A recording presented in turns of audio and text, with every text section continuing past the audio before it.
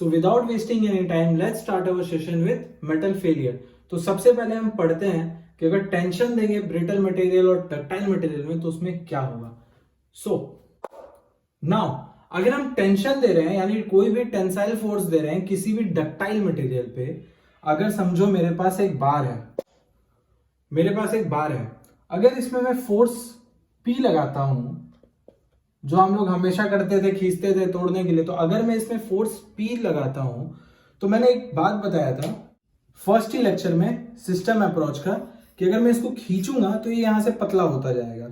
ठीक है, ये मेरा सिस्टम अप्रोच बोलता है कि मॉलिक्यूल्स अंदर के चेंज नहीं हो रहे हैं घटने या बढ़ने में, लेकिन जब मैं इसको खींचूंगा तो मॉलिक्यूल्स कुछ ट्रांसफर होंगे, इसकी वजह से यहाँ पे ये जो है पतला हो जाएगा।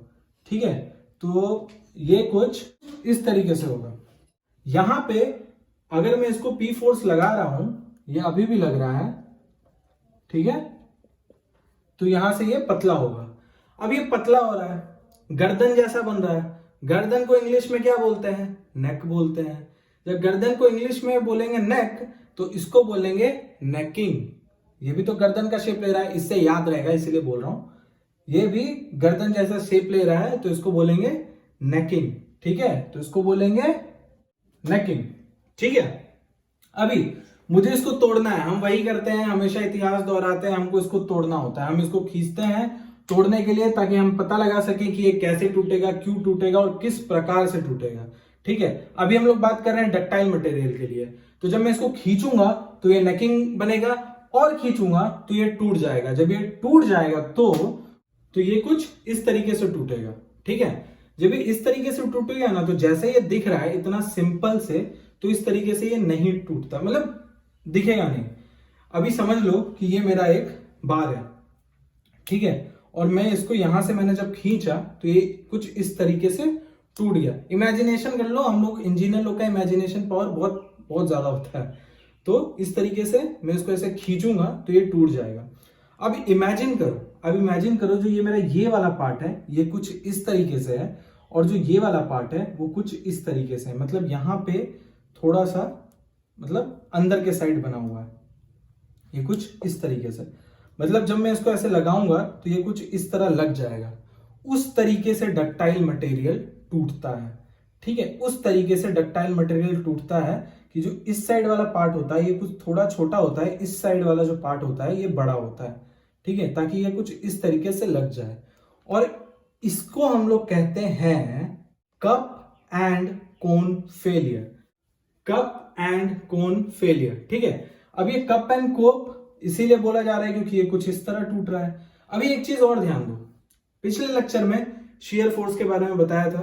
ठीक है, तो शियर फोर्स क्या था? ये कुछ इस तरीके से कुछ टूट रहा था, कुछ निकल रहा था, ये मेरा शियर फेलियर था। ऐसे करके जो निकल जाएगा वो मेरा शियर फेलियर होगा। तो जब मैं इसको ऐसे खींच रहा हूं, ये खींचते खींचते ये कुछ इस तरीके से टूटा है, तो इसका मतलब यहां पे जो मेरा फोर्स लग रहा है, यहां पे जो मेरा फेलियर हो रहा है वो शियर फेलियर हो रहा है, वो शियर फेलियर हो रहा है। तो अभी वापस लिख दो कि कप एंड कोन क्यों हो रहा है? Because of shear failure. तो बिकॉज ऑफ शियर फेलियर। ये एक चीज और एकदम सिंपल डायग्राम में देखो कि ये समझ लो कि मेरा एक पार्ट है और ये समझ लो कि ये मेरा दूसरा पार्ट है। तो ये कुछ इस तरीके से टूट रहा है, इसके लिए इसको cup and cone because of shear failure, cup and cone failure इसको बोलता है।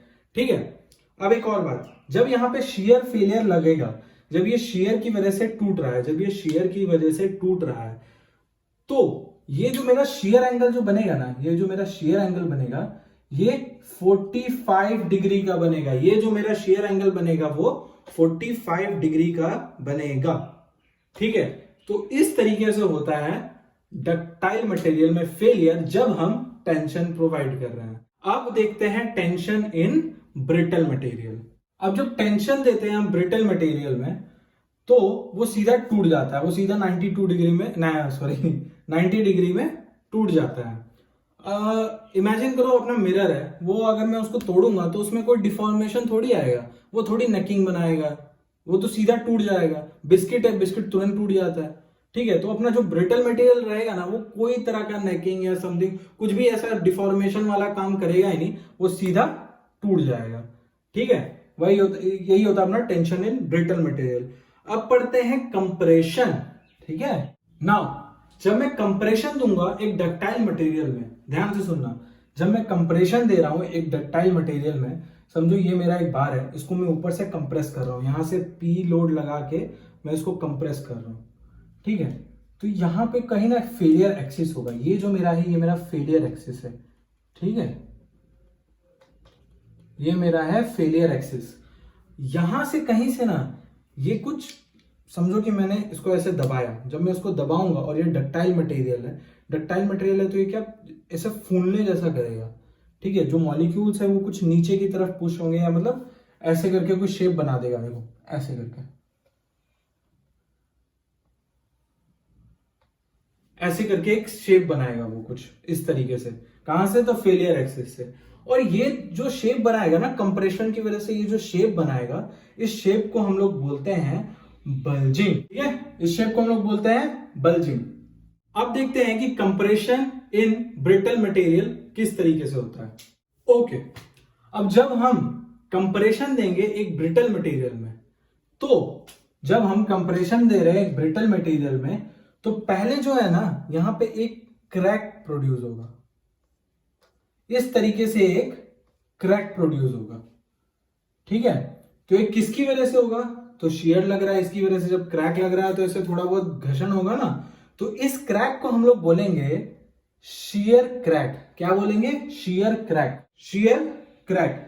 अब यहां भी ये जो एंगल होगा अपना क्रैक का, जो अपना एंगल होगा शियर क्रैक का, वो अगेन वो एंगल होगा 45 डिग्री, अगेन वो एंगल होगा 45 डिग्री। अभी इसमें ना दो बहुत ही ज्यादा इंपॉर्टेंट पॉइंट है, वो पहले लिखो। तो जो मेरा पहला पॉइंट है वो ये कहता है brittle material is weakest in tension. जो ब्रिटल मटेरियल होता है वो वीकेस्ट इन टेंशन होता है। और दूसरा पॉइंट मेरा ये कहता है कि ductile material is weakest in shear.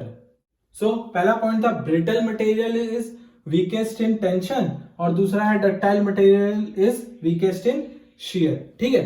अभी हमने जो है ना सिर्फ दो मेटल की बात की है, कहोगे कि भी ये क्या है, मतलब सिर्फ ब्रिटल और डक्टाइल है, बट जो हम लोगों का आगे कुछ भी होगा ना, सम होगा या जो भी हम पढ़ेंगे, वो हमारा डक्टाइल या ब्रिटल के ही इर्द गिर्द घूमेगा। सबसे ज्यादा जो मेटल हम स्टडी करेंगे ये इसी के ऊपर करेंगे, इसीलिए ये दोनों को जानना जरूरी था, जो कि अभी बता दिया है, ठीक है। तो आज के लिए बस इतना ही रखते हैं। पसंद आ रहा है तो लाइक करो, सब्सक्राइब करो, और कुछ भी प्रॉब्लम होगा तो उसको कमेंट करो कि ये प्रॉब्लम है या जो भी है, ठीक है। इंस्टाग्राम पे भी हमारा पेज बन चुका है, तो इंस्टाग्राम पे भी फॉलो कर देना, और इंस्टाग्राम पे भी क्वेश्चन पूछ सकते हो, जो भी पूछना हो। और that's all for today. So this is Mechanical Fiesta signing off this session. Bye bye.